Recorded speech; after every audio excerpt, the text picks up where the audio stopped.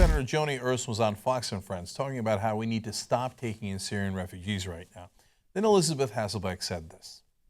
Why would the president not echo your sentiments in saying that? Why would the person in the highest position in charge of keeping our nation the most safe, at the very least, accept a pause in this time with the good-hearted nature that, of course, as a nation, we want to accept refugees because they're not all bad.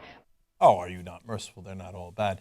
First of all, let's note the ridiculousness of the substance of their policy. A pause. The vetting process in America is the most stringent of any nation. It takes 18 to 24 months.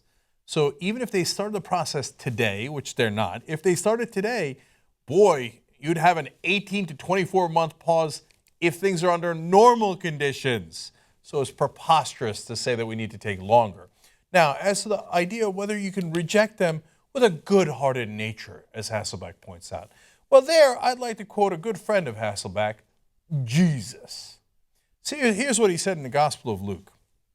Jesus answered, a certain man was going down from Jerusalem to Jericho, and he fell among robbers, who both stripped him and beat him, and departed, leaving him half dead. By chance, a certain priest was going down that way. When he saw him, he passed by on the other side. In the same way, a Levite also, when he came to place and saw him, passed by on the other side. But a certain Samaritan, as he traveled, came where he was. When he saw him, he was moved with compassion, came to him and bound up his wounds, pouring on oil and wine.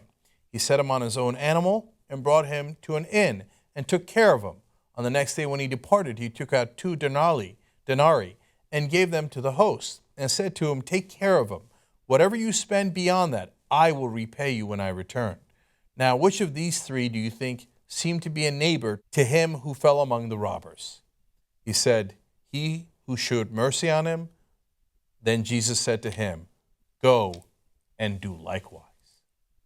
See, that parable tells you that you should be a good Samaritan. That's where it comes from. And help that person on the side of the road who's in a bad spot. Even though the other 2 crossed to the other side because they were worried about that guy and what he might do to them. They were wrong, but they were worried about that. They didn't want any trouble, right? The one that Jesus favored is the one that said, no, let me go out of my way to help someone who's needy. Hence the Good Samaritan. And what does Jesus end with? Go and do likewise. And that's his final judgment.